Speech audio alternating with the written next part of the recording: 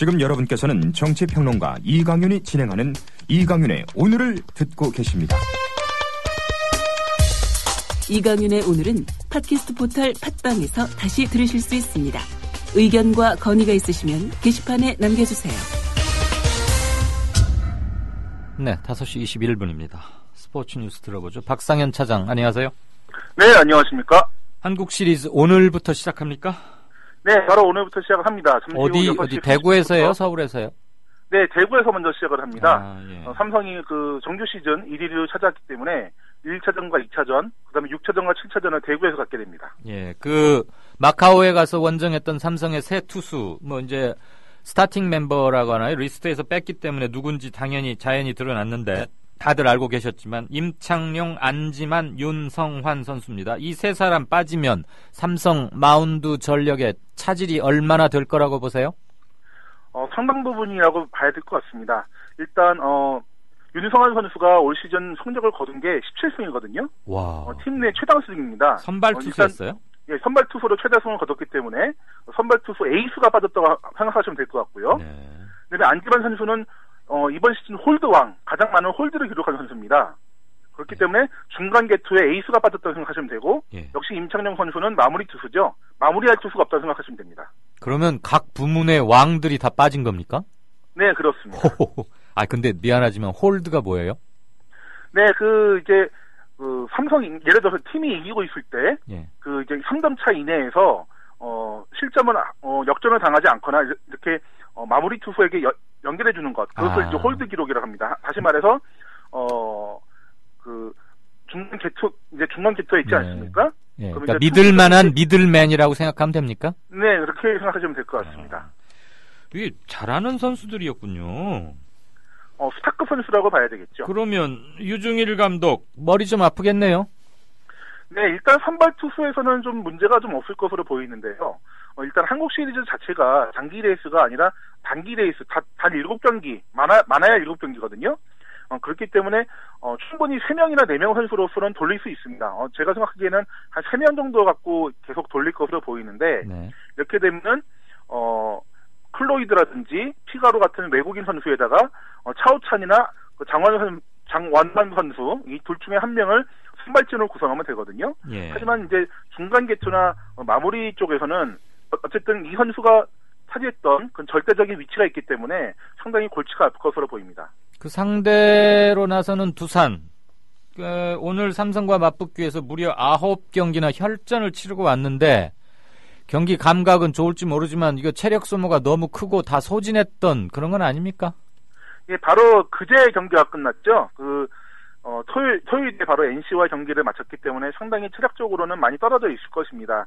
하지만 자신감만큼은 좀 많이 올라가 있겠죠. 실제로 두산 같은 경우는 바로 2013년, 바로 2년 전에 삼성과 한국 시리즈를 벌였거든요. 당시에도 준 플레이오프에서는 5경기, 플레이오프는 4경기, 이렇게 또 9경기를 치르고 올라온 적이 있습니다. 그러고서도 3승 1패까지 앞섰거든요. 근데 마지막 그 5, 6, 7차전을 모두 내주는 바람에 삼성에게 역전을 당했는데, 두산이 만약에 1차전, 2차전 중에 한 경기를 잡고 잠실에서 좀 더 좋은 모습을 보인다면은 오히려 소역전이 되지 않을까 이렇게 생각할 수도 있겠습니다. 야, 3승 1패까지 갔으면 거의 다 잡았던 거를 그만 내리 3게임 나중에 마지막 게임을 다 지면서 아깝긴 했겠네요. 우리 박 차장이 볼 때는 어디가 이길 것 같아요? 삼성의 그 잘한다는 투수 3명 다 빠지는 변수가 생겼으니까. 제가 봤을 때는 그 안지만과 임창용이 차지하는 그런 비중이 너무 크기 때문에, 제가 봤을 때는 두산이 조금 더 앞서지 않을까 이렇게 생각이 듭니다. 하지만, 지난 2년 전에 그 삼성 1패에서 삼성 4패로 무너진 것도 체력 때문이었거든요. 체력? 제가 봤을 때는 5차전에 6차전에서 끝난다면 두산이 이기고, 삼성이 좀 더 끌고 간다면 삼성이 이길 것으로 보입니다. 근데 만약에 요번에 삼성이 이기면 몇 연패를 하는 겁니까? 통합 5연패가 되는 거죠. 일단 정규 시즌은 5년 연속 우승을 차지를 했고요. 한국 시리즈까지 우승을 하게 되면 통합 5연패가 됩니다. 한 팀이 이렇게 5년 연속 싹쓸이 하면 옛날 그 프로야구 초창기에 해태 타이거스가 생각이 나는데, 좀 전체 흥행을 위해서는 이 팀 저 팀이 논아서 우승도 하고 그래야 되는 거 아닙니까? 하지만 미국 메이저리그에서도 뉴욕 양키스가 좀 왕조를 좀 구축하지 않았습니까? 그것은 큰 상관이 없을 것으로 보이고요. 예. 또 예를 들어서 스페인 프리메라리가 좀 축구 경기이긴 하지만 예. 레알 마드리드와 바르셀로나가 치열한 경쟁을 벌이고 있고요. 예. 프리미어리그에서는 또 강팀이 좀 있지 않습니까? 맨유라든지 맨시티라든지 어떻게 보면은 그런 그 대형 팀, 잘하는 팀이 있고 또 여기에 도전하는 팀이 좀 더 재미있는 구도를 만들 수 있을 것으로 보입니다. 아, 흥행에는 또 절대 강자가 하나 있는 게 나쁘지 않다 이런 얘기죠. 그게 큰 흥행에는 그렇게 악재는 되지 않을 것으로 보입니다. 알겠습니다. 언더 17, 17살 미만 이렇게 보는 게 맞죠? 지금 저 칠레에서 막 우리 잘 차고 있는 네, 우리 그렇습니다. 어린 아이들 2승 1무로 16강에 올랐는데 이제 16강에서 누구랑 붙습니까? 바로 벨기에하고 붙습니다. 그 벨기에는 지금 이제 피파 11월에 세계 랭킹이 발표가 되는데요. 피파 1위로 올라온 팀입니다. 벨기에가요. 예? 1위요? 예, 피파 1위입니다. 피파에서 1위, 피파 세계 랭킹 1위입니다. 벨기에가. 언더 17에서? 아니요, 그 성인 대표팀이요. 아, 벨기에가 1위예요? 예, 그렇습니다. 이제 11월에 발표가 됐는데 1위가 확정이 됐습니다. 와, 어떻게 하다 1위까지 됐대요, 벨기에가? 예, 바로 그 이제 1위의 원동력이 바로 유망주들이거든요. 그 벨기에나 네덜란드가 바로 유스가 상당히 강합니다. 아, 그래서 유스팀에서 올라온 선수들이 지금 현재 벨기에의 중심이 되고 있거든요. 예를 들어서 에당 아자라라든지 네. 이런 선수들이 바로 벨기에의 주축이고요. 그 아자르 같은 경우는 2007년에 우리나라에서 피파 17세 이하 월드컵이 열렸었는데 당시의 주전이었습니다. 네. 아니 뭐 네덜란드는 사회체육이다 워낙 저기 하고 거기 근성도 있고 그래도 그나마 유럽 국가치곤 인구도 좀 있는데 벨기에는 정말 인구 수로 보면 참 조그만한 나라고 영토도 작고 그런데 이렇게 축구를 잘해요? 피파 랭킹 1위라고요? 와. 예, 그렇습니다. 좀 많이 올라갔죠. 아무래도 좀 그런 유망주들의 바탕이 있고 그다음에 이제 유망주들이 성장을 해서 네. 대표팀의 근간을 이루고 이런 선순환 효과가 잘 이루어지고 있기 때문에 벨기에가 강하고요. 그렇기 때문에 벨기에가 비록 와일드카드로 조 3위를 차지했지만 결코 만만히 볼 상대는 아닙니다. 벨기에하고 언제 붙고 전망들은 어떻게 나옵니까? 뭐 여기도 스포츠 도박사들 붙습니까? 예, 물론 스포츠 도박사들이 이제 붙게 되기도 하고요. 네. 29일에 라세데나에서 경기를 치르게 되는데 29일. 일단 팽팽한 접전이 될 것으로 보입니다. 일단 한국 축구 같은 경우는 무실점이거든요. 예. 한 골도 내주지 않았습니다. 이번 토너먼트에서요. 특히 그 상대가 바로 브라질, 기니, 잉글랜드 이런 팀이었거든요. 그러게요. 그렇기 때문에 상당히 좀 탄탄한 수비의 축구가 될 것으로 보이고 벨기에 같은 경우는 상당히 공격이 강합니다. 네. 공격과 수비 좀 모순의 대결로 할까요? 좀 그런 경기가 될 것으로 보입니다. 벨기에는 지금 그 20대 형들이 세계 1위란 얘기고 언더 17 17세 이하 요 팀은 세계 순위 1위는 아니지만 아무튼 이 친구들이 주축이 돼서 성인 팀으로 가서 잘하니까 얘들도 무시 못한다 이렇게 봐야 되겠네요. 예, 그렇습니다. 자, 우리 말고 다른 아시아 팀들 16강에 몇 팀이나 올라갔어요? 또 북한은 어떻게 됐나요? 네, 일단 AFC 회원국 가운데 4개 팀이 본선에 진출을 했는데 이 중에서 시리아만 떨어졌습니다. 호주와 북한 모두 와일드카드로 3위, 와일드카드로 16강에 올라갔고요. 특히 북한 같은 경우는 상당히 좀 극적으로 16강에 올라갔는데요. 코스타리카와 마지막 경기를 오늘 치렀습니다. 네. 그런데 이제 무조건 이겨야만 그 16강에 올라갈 수 있는 그런 상황이었는데 전반 17분에 먼저 선제골을 넣었습니다. 그런데 70분 뒤에 후반 42분에 동점골을 내줬거든요. 예. 사실은 동점골을 그 상황에서 내줬다면은 거의 좌절이나 마찬가지인데 네네네. 후반 추가 시간에 극적으로 결승골을 넣었습니다. 오. 그래서 극적으로 16강에 올라가게 됐습니다. 그러면 조편성에 따라서는 우리가 북한하고 만날 수도 있습니까? 지금 현재로서는 북한의 갈 길이 상당히 멉니다. 일단 16강전에서는 아프리카의 강호인 말리와 붙어야 되고요. 예. 만약에 말리를 이기고 8강에 올라간다고 해도 독일과 크로아티아와의 승자와 붙게 됩니다. 근데 만약에 북한이 이 경기마저도 이긴다. 그럴 경우에 만약에 한국이 4강까지 올라간다면 4강에서 남북 대결이 벌어집니다. 이야, 그거 아주 가슴 뛰는 일인데. 그러면 한국, 북한, 호주 말고 또 하나의 아시아 팀은 어디입니까? 예, 바로 호주, 한국 호주와 한국, 그다음에 북한 이렇게 3개 나라가 되겠습니다. 아까 4팀이 올라갔다 그러더니 발음 실수했군요. 3팀이 올라갔다 이거죠, 16강에. 예, 그렇습니다. 시리아만 떨어졌습니다. 시리아만 떨어졌다. 시리아가 요즘 내부 사정이 하도 정신없어서 어떨지 모르겠고. 자, KBL 드래프트 1순위로 누가 뽑혔나요? 이게 내년 농사에 그것도 아주 중요한 그거 아닙니까? 근데 올해부터 좀 규정이 바뀌었습니다. 네. 그래서 오늘 뽑힌 드래프트 뽑힌 선수는 당장 내일부터 출전할 수가 있거든요. 내일이요? 예, 그렇기 때문에 내일 내년 농사가 아니라 당장의 농사에. 그럼 이번 코리안 시리즈에도 나올 수 있네요? 네? 이번 코리안 시리즈에도. 그럼 프로 야구고요. 이 KBL은 농구 말씀하셨군요. 예, 농구입니다. 예, 제가 착각했습니다. 예. 프로 농구에 이제 드래프트에 뽑혔는데, 네. 일단 1순위에서는 고려대학교의 전성기를 이끈 문성건 선수가 1순위로 좀 지명이 됐습니다. 예. 1순위로 안양 KGC 인삼공사에 좀 입단을 하게 됐는데요. 네. 당장 내일부터 출전을 할 수가 있고요. 문성건 선수 같은 경우는 포워드지만 수비도 상당히 좋습니다. 네. 좀 아무래도 양희종 선수라는 좋은 포워드가 또 있거든요. 네. 좋은 호흡이 되지 않을까 이렇게 생각이 듭니다. 알겠습니다. 제가 KBO하고 KBL을 헷갈리는 이런 대형 사고를 쳤습니다. 허재, 이상민, 문경은 등등등 이런 선수의 계보를 잇는 대형 신인들은 요즘 누가 있습니까? 네, 좀 요즘 대형 신인들 중에서는 오리온의 이승현 선수를 좀 꼽을 수가 있고요. 그다음에 LG에서는 이제 좀 됐죠. 좀 이제 3년차가 됐으니까 LG의 김종규 선수 같은 선수가 있는데 네. 이 선수들이 바로 드래프트를 통해서 1순위로 지명을 받았던 선수이기 때문에 네.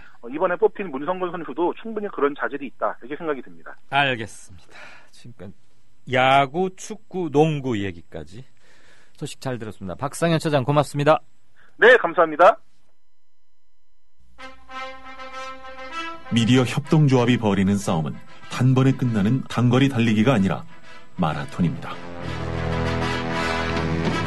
반만 년 동안 기승을 부려온 기득권 논리, 또 기회주의가 어찌 일거에 숙청되겠습니까?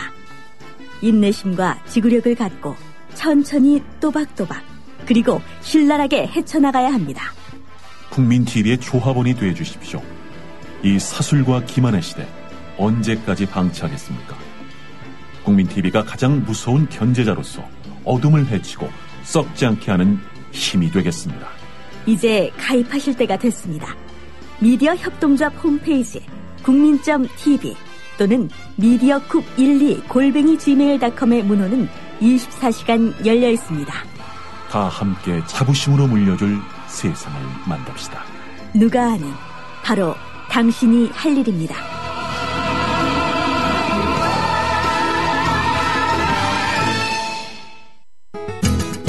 월간 다운로드 수 1000만, 팟캐스트계의 에이스 국민 라디오가 광고주를 찾습니다.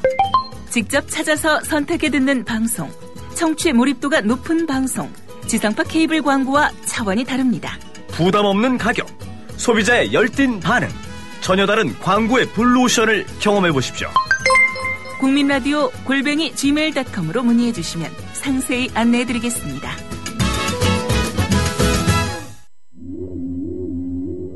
제주 문옥양 노지 한라봉 판매합니다. 여수 돌산 갓김치 팔아요. 안동 산골에 맛있는 사과를 소개합니다. 거금도에서 직접 키운 전복을 직거래로 가져가십시오. 속리산 문장대 아래 청정지역에서 재배한 콩으로 만든 청국장 맛보세요. 거창 민들레 사과 어떠세요? 광천 특산품 광천김 끝내줍니다. 정직하고도 유익한 특산품, 멀리서 찾지 마세요. 지금 국민TV 홈페이지 홍보마당 사업 홍보 게시판에 펼쳐 있습니다. 파실 분, 사실 분, 함께 어우러진 행복한 상생의 장. 여러분을 초대합니다. 국민.tv 홍보마당 사업 홍보 게시판 지금 들러주세요.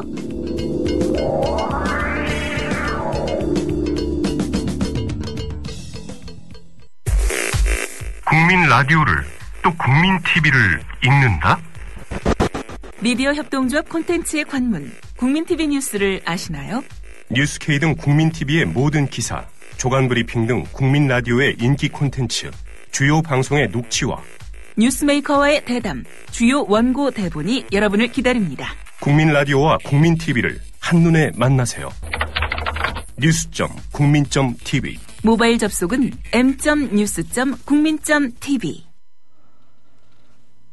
5시 36분 막 들어왔습니다. 게시판 잠깐만 보고 진짜 인터뷰 들어가죠. 오늘 진짜 인터뷰는 국회에서 인턴을 하고 있는 젊은 청년들이 노조를 만들었습니다. 인턴 그러면 그냥 한 6개월 일하면서 꾸벅거리고 뭐 배우고 가고 그러는 걸로 생각했는데 오죽하면 왜 노조까지 만들었을까? 얘기 좀 들어보겠습니다. 이영철 국회 인턴 유니온 위원장이고요. 게시판 보고 바로 진행하죠. 겨울에 반팔 입고 뛰는 농구는 양손에 아이스크림 들고 먹으며 보는 걸로 상대? 상대가 뭐죠?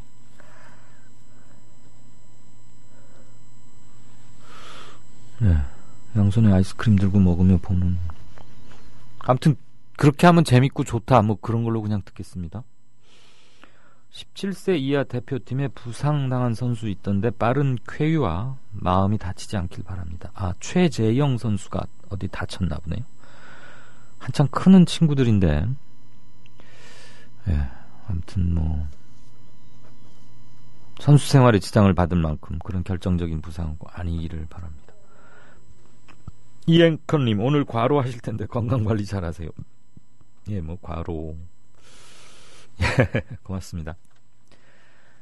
총선이 반년도 채 안 남은 듯 하오나 야권에서는 중산층이야 절대다수 서민, 민생, 이른바 경제민주화를 위한 여소야대 전국 구성을 위한 대책과 전략, 협의기구를 범야권적으로 구성해야 되지 않겠는가. 정책연합 통해서 선거연합 또는 선거 제휴하라, 이런 제언으로 듣고자 합니다. 이거는 각 당의 많은 사람들이 귀담아 들어야 할 사항 같네요. 은하계님의 견해신데요. 보충 설명하셨어요. 또 먹고 살기 너무 힘든 이 시기에 희망을 누구에게 걸어볼 수 있단 말인가. 내년 총선 이슈를 도덕성만으로만 하면 야당이 이길 수 없다. 국민은 국회를 모두 불신하고 있기 때문이다. 뭐 두 가지 말씀 다 어디 하나 버릴 게 없습니다. 도덕성 가지고 재미 못 보고 도덕성 탓할 뭐도 없다는 건 이미 다 서로 아는 거고요. 50보 100보죠. 그리고 그걸로는 선거를 관통할, 전국을 관통할 이슈로 끌고 갈 수가 없습니다. 총선이 대선과 다른 점 중에 하나가, 대선은 전국적으로 똘똘 뭉쳐서 한 사람 대 한 사람 대개 1대1로 수렴하는 경향이 강하니까 뭐 제3의 후보들은 전혀 저기를 받지 못하면 중도 탈락하거나 또는 끝까지 완주한다고 해도 득표에서 계속 1, 2위로 수렴될 수밖에 없기 때문에. 근데 국회의원 총서가 전국 단위 선거이면서 대선과 가장 다른 점은 두 가지 채널로 진행된다는 거죠. 인물과 사람, 누구와 누구의 대결 구도, 이게 하나 있고요. 선거 전체를 관통시키는 아젠다나 이슈를 누가 만들어서 어떻게 끌고 가느냐인데, 지난 4년 전, 3년 전이네요. 2012년 4월 총선 때는 야당은 중앙 컨트롤 타워가 아예 미비했어요. 그런 점에서는 좀 반성을 해야 되고, 정책, 비전, 무엇보다도 희망이 없으면 사람 죽는 거 아닙니까? 희망이 없으면 무기력해지고 우울해지고 그러다 결국 죽습니다.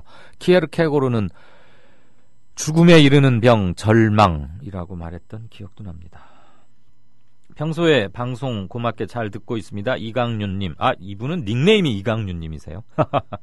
잠시 후 아프리카 TV에서 방송하실 때 카테고리를 보이는 라디오가 아니라 시사방송 쪽으로 분류를 했으면 좋겠습니다.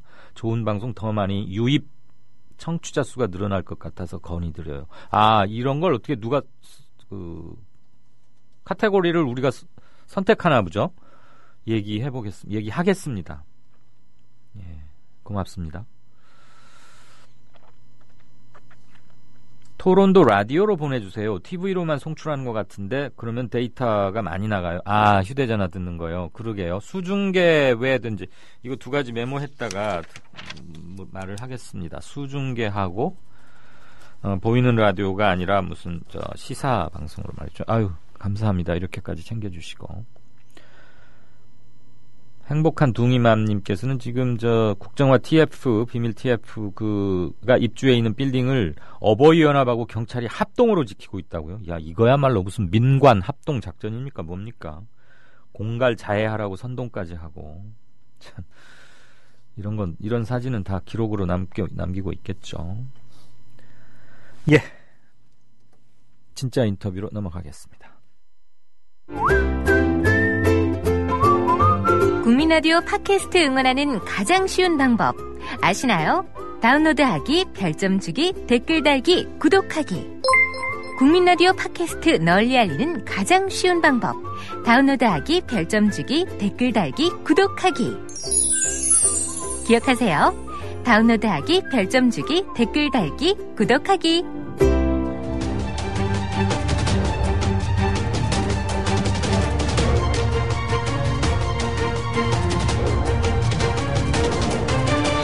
이강윤의 오늘, 이제는 진짜 인터뷰입니다. 네, 안녕하십니까? 이영철 국회 인턴 유니온 위원장이시죠? 예, 그렇습니다. 안녕하세요. 네, 인턴은 지금 6개월간 하게 돼 있던가요? 아니요. 인턴은 지금 각 의원실에 2인씩 네. 근무를 할 수 있는데요. 그 국회 사무처에서 22개월의 근무 기간을 지급받아서 최장 22개월까지 할 수 있습니까? 11개월씩 근무를 합니다. 네? 평균적으로 한 사람당 11개월씩 근무합니다. 최장 22개월, 그러니까 거의 2년 가까이 할 수는 있지만 대개 1년 정도를 한다 이 말씀이시네요. 예, 2명에게 22개월이 지급되는 겁니다. 2명분으로. 2명에게? 예, 그럼 예. 1인당 한 사람이 할 수 있는 최장이 11달이네요? 예, 그렇습니다. 대개 그 기간들은 다 채웁니까? 보통은 다 채우고 있습니다. 네, 주로 그 국회에서 인턴을 하는 분들은 어떤 상태의 학업 중입니까? 아니면 학업을 대충 다들 거의 다 졸업했습니까? 보통 국회에서 인턴이랑 입법보조는 두 개가 있는데요. 네. 그 인턴의 경우에는 급여가 지급되고 있고 입법보조는 급여가 지급이 안 됩니다. 네. 그래서 이제 국회 인턴은 학교를 졸업하고 이제 취업에 뛰어든 보통 청년들이 많이 하고 있습니다. 대학교 졸업장을 의무적으로 요구하는 건 아니죠? 그런 건 아닙니다. 예. 노조를 만드셨어요. 예, 저간의 사정을 좀 들어볼까요? 예. 저희가 국회 인턴 유니온이라는 노동조합을 설립했는데요. 저희는 국회 인턴 근무를 하고 있는 사람들로 이루어져 있습니다. 그래서 이제 저희는 국회 인턴 유니온은 일단 목표는 국회부터 모험을 보여서 정부와 산하기관, 민간기업까지 올바른 청년 일자리를 만들어내는 것을 목표로 해서 설립된 초당적 노동조합입니다. 예.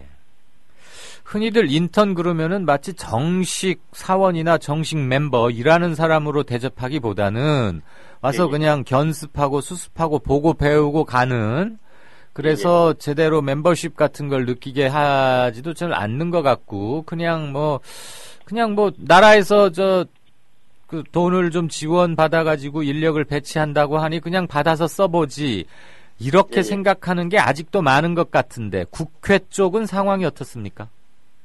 국회 좀 인턴들은 좀 특수한 경우라고 하십니다. 각 의원실별로 좀 차이는 있겠지만 네. 보통 적응 기간을 좀 마친 인턴들은 보좌관, 비서관들과 업무의 뭐 방식이나 강도는 솔직히 다르지 않습니다. 네. 이게 지난 2014년이죠. 그때 국회 운영위원회에서 국회 인턴 처우에 대한 개선안이 나왔었는데요. 그때 국회 사무처 의원들 간 얘기가 오가면서 한 의원분께서 인턴들의 업무는 전문적이면서 강도가 세다라고 말했을 정도입니다. 그래서 뭐 전문성 면에서는 약간의 차이가 있을 수 있는데 보통 국정감사 기간에도 인턴이 분석한 요구 자료로 보도 자료를 작성하고 그리고 또 질의서를 작성해서 의원들이 그걸 토대로 질의를 할 정도로 국회 인턴들이 업무적인 면에서 굉장히 전문적이라고 볼 수 있습니다. 인턴을 뭐 결코 낮추어 보거나 업수이격 여기거나 그런 건 아니지만 말 그대로 일을 배우려 오는 측면도 상당히 강한데 물론 첫 직장 사회 출발의 개념도 있지만 그런데 인턴들에게 질의를 위한 자료 같은 수집 같은 걸 시키거나 같이 협의를 하고 이런 건 좋은데 인턴이 보도자료도 쓰고 물론 누군가 하나 봐주긴 하겠죠. 나중에라도 질의서도 쓰고. 근데 뭐 급하다 보면 그걸 그대로 읽는 수도 몇 번 있다고는 봤어요. 아주 일부라고 생각하고 싶습니다만. 잠깐만요. 이 위원장. 그런 걸 보면서 인턴들은 무슨 생각을 했나요? 저희는 이제 사실 인턴이 질의를 할 때 저희가 또 뭐 비정규직 문제나 다른 외부 정부 산하기관 인턴 문제도 많이 질의를 하거든요. 네. 왜냐하면 저희의 또 당사자 문제이기 때문에 그런 일을 또 저희가 또 많이 맡고 있습니다. 근데 그런 일을 하면서 지금 이제 국회 내에서 저희가 뭐 저임금의 장시간 근로를 시달리고 있는데 네. 저희가 외부의 그런 문제점을 끄집어내서 바르게 고치기 위해서 하는 거에 대해서 뭔가 이게 참 아이러니하고 내 자신이 뭔가 소외되는 것 같다 이런 느낌을 받은 인턴들이 굉장히 많이 있습니다. 예. 그런데 이번에 이대로는 안 되겠다. 우리도 노조를 만들어 보자. 이렇게 하게 된 가장 결정적인 것은 대우 문제입니까? 아니면 결국은 뭐 노동 강도와 그에 따른 처우가 안 된다. 뭐 이쪽인가요? 아니면 인격적인 뭐 대우나 이런 쪽인가요? 저희가 뭐 이번에 실태 조사도 했었는데요. 가장 뭐 큰 이유는 저임금 장시간 노동에 대한 게 좀 큽니다. 저희가 뭐 최저임금 기준만 사실 국회 인턴 급여가 최저임금 기준으로 지금 9년째 동결되어 있습니다. 네. 그리고 또 좀 저희가 인턴 문제뿐만 아니라 저희 국회에는 입법보전이라고 또 출입증 개념의 근무를 하는 출입증 개념으로 발급돼서 들어오는 그런 TO가 존재하거든요. 예. 그 입법보전은 뭐 대학생들이 주로 들어오는데 그 사실상 무급 인턴화되어 있습니다. 그래서 이 인턴에 또 인턴이 존재하는 상황인데 그렇네요. 저희가 최저임금을 받으면서 일을 하는데 저희 아래에 있는 입법보전이라고 있는 사실상의 무급 인턴들은 네. 무급으로 저희랑 같이 일하면서 그 가장 바쁜 기간, 임시의 기간, 국정감사 기간에 사용이 되고 해고대고를 반복하고 있습니다. 아하. 이런 상황에서 저희 안에서 아무도 국회를 감사하는 기구가 없는데 저희가 목소리를 내지 않으면은 이거는 평생 해결될 수 없다.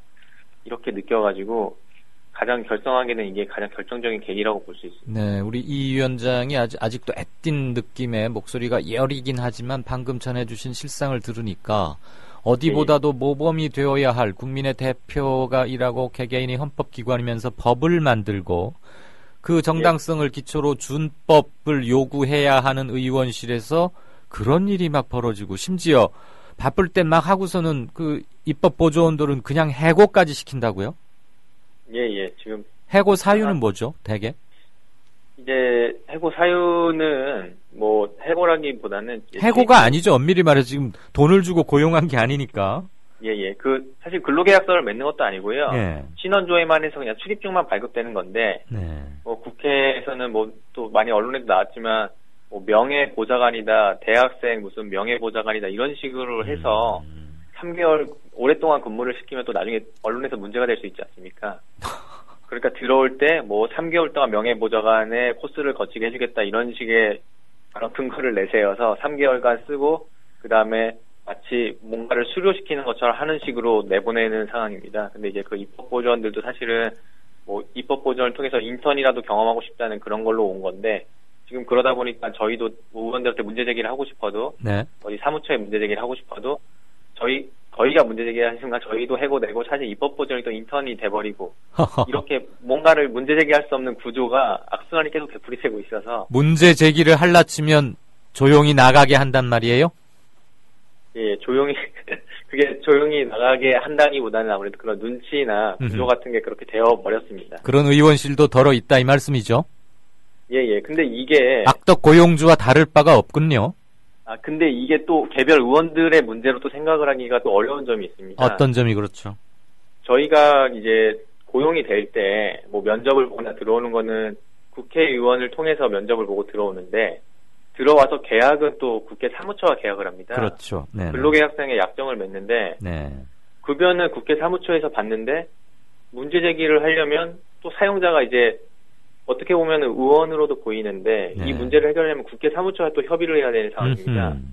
그래서 사실은 의원한테 말해도 의원도 이제 해결을 해주고 싶은 의원들이 또 많이 있어요. 예. 근데 이제 자기 혼자서 그렇게 급여를 지급하고 해결할 수 있는 게 아니라 다른 의원들과 다 합의를 해야 되기 때문에 서로가 말을 못하고 이제 의원과 인턴 간의 눈치만 보는 이런 상황이 되풀이 되고 사무처에 또 말을 하려면 또 의원들과 눈치를 또 봐야 되는 상황이 되풀이 되어 보여가지고 이게 굉장히 지금 복합적으로 엮여있는 상황이라고 볼 수 있습니다. 이중적인 관계를 맺고 있기 때문에 애매한 상황이 발생할 수밖에 없는 구조적 한계를 태생적으로 갖고 있군요. 들어보니까. 예, 맞습니다. 고용계약서는 사무처하고 쓰고 예, 맞습니다. 근로 배치는 각 의원실에 하니 의원실에서도 예. 자기 방에 배정된 예산에서 이렇게 주는 그런 내 식구라기보다는 사무처 소속으로 내 방에 파견돼 있는 사람 이런 생각에서 크게 벗어나기 힘들 것 같고 예, 맞습니다. 개별적 문제가 생겼을 때 국회 사무처에서는 일률적으로 뭘 개선점을 찾자니 애매한 점이 있을 수밖에 없다.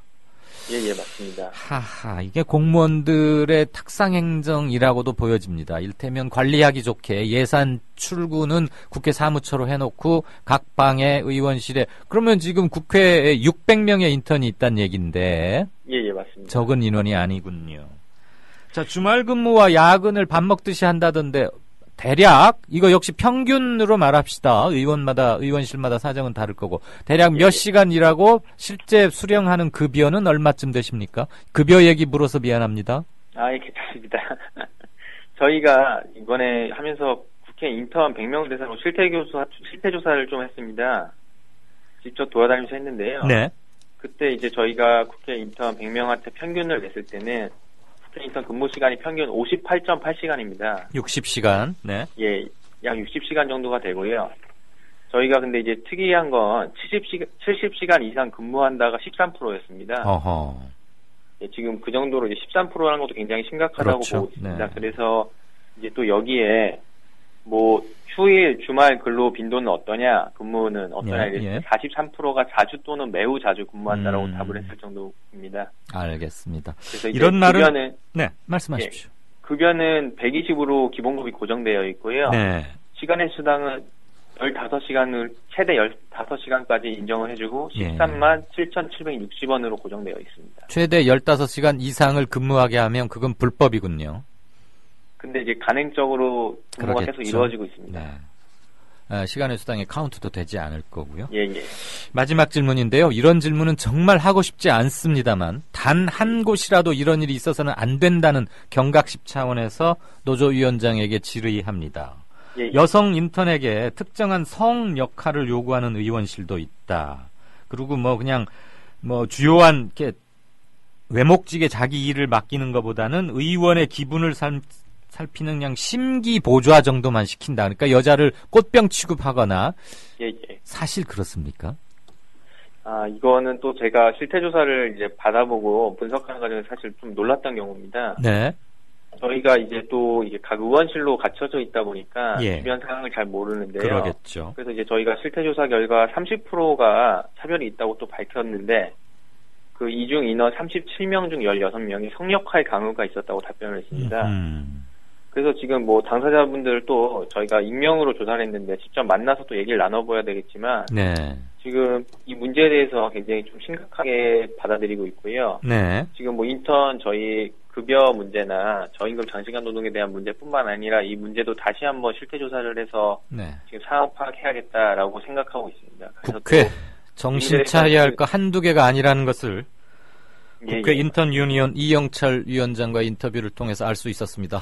말씀 고맙습니다. 예, 고맙습니다. 이강윤의 오늘이 준비한 순서는 여기까지입니다. 어디서나 인턴은 찬밥 대접이지만 국회에서 이렇다는 것은 정말 충격적이군요. 내일 다시 뵙겠습니다. 그리고 약 1시간 반 후에 7시 반부터 쟁점 토론도 많이 봐주시면 대단히 고맙겠습니다. 이강윤이었습니다. 감사합니다. 흰 구름 송구름 탐스